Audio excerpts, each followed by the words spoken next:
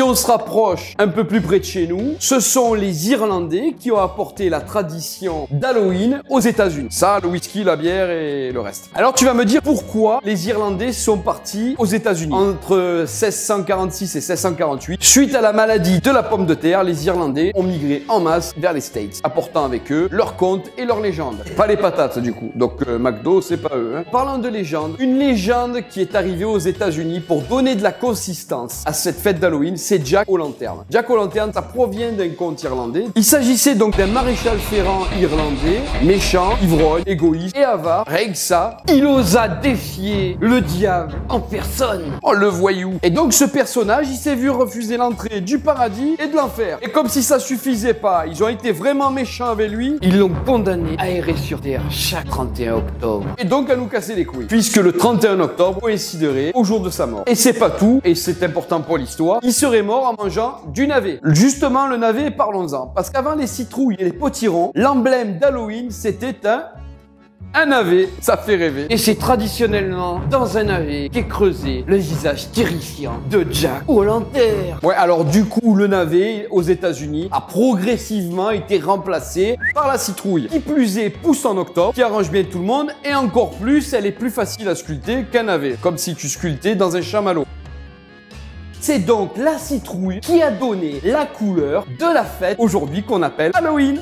Et voilà. Et là, tu dois te dire, dis-moi en commentaire si toi aussi t'as fait. Ah ouais, je t'ai appris encore un truc. Et voilà, t'apprends en rigolant, c'est Mr. Jim. C'est pas mal, non? Rien que pour ça, tu devrais mettre un pouce. Donc fort logiquement, l'Halloween ou la fête d'Halloween à proprement dit, qu'on a connu chez les Irlandais, c'est fortement modifié avec le temps, ce qui est logique puisque on importe une culture qui va être modifiée par les gens qui habitent le lieu où tu arrives. Ce qui est logique, tu vois. C'est ça le mélange culturel.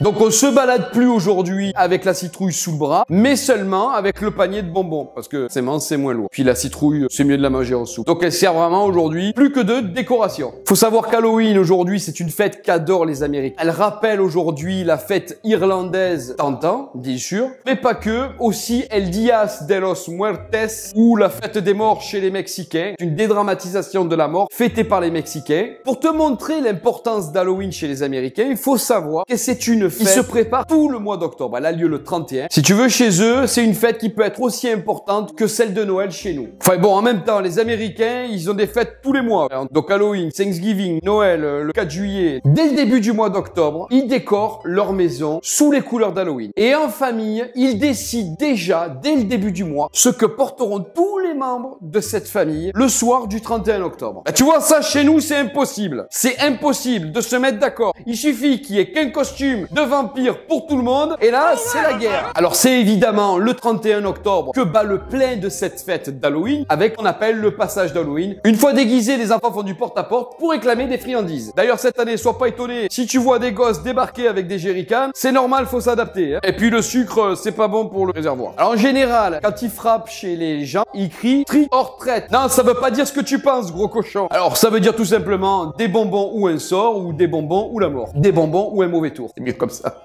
Les deux fonctionnent et souvent ils repartent les poches et le panier plein de friandises. Alors ceci dit, j'attire ton attention sur le fait de bien regarder que les bonbons soient pas périmés. Parce qu'on l'a tous fait refiler nos vieux bonbons cramoisis et tout secs de Noël ou de Pâques de l'année d'avant. Vérifie, on sait jamais. Moi je l'ai jamais fait. Bah je crois pas. Bah peut-être une fois ou deux. Bon allez, tous les ans. Et alors justement, comment ça se passe en France? Eh ben jamais pareil que chez les Ricains.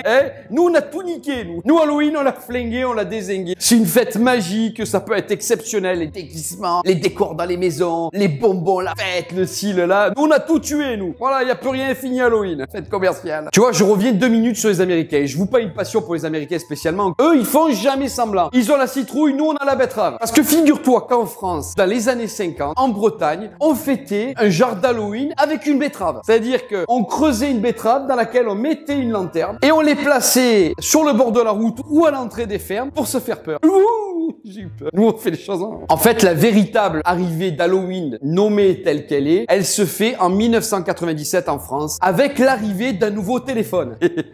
Et encore bien français. Halloween! Halloween! Appelle-moi! On se fait une citrouille! Alors ce téléphone est baptisé Halloween. Mais le nom, il est pourri. Et alors, si tu veux, pour fêter cette arrivée de ce nouveau téléphone, ils n'avaient pas trouvé une meilleure idée que de mettre 8000 citrouilles au Trocadéro à Paris. Tu fais ça aujourd'hui, t'as tout le monde sur le dos. Greenpeace, Brigitte Bardot et Brigitte Macron. Alors malgré toutes ces conneries, ça prend quand même en France et dans les années 2000, après Pâques et après Noël, c'est la 3e fête la plus fêtée en France. En même temps, il n'y en a pas d'autres. Cependant, la magie s'est estompée en France parce que c'est devenu une fête trop commerciale. Nous, les Français, tu nous as pas avec 3 bonbons, 2 betteraves et une citrouille. Nous, on est Français, voilà. On se fait pas avoir. Donc, tu vois, par exemple, à Noël, on se gaffe pas de chocolat parce que c'est commercial et à Pâques, pareil, hein.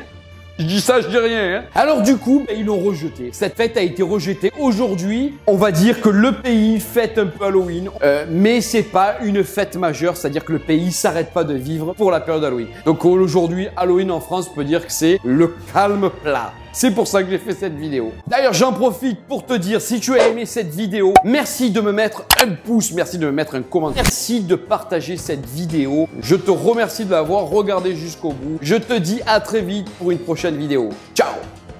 Et moi, tout le monde s'en branle alors, hein. Je fais le con, je suis déguisé, maquillé, et personne ne me met un like à moi, non? Ok, ben au moins abonne-toi. Sinon, je viendrai te hanter.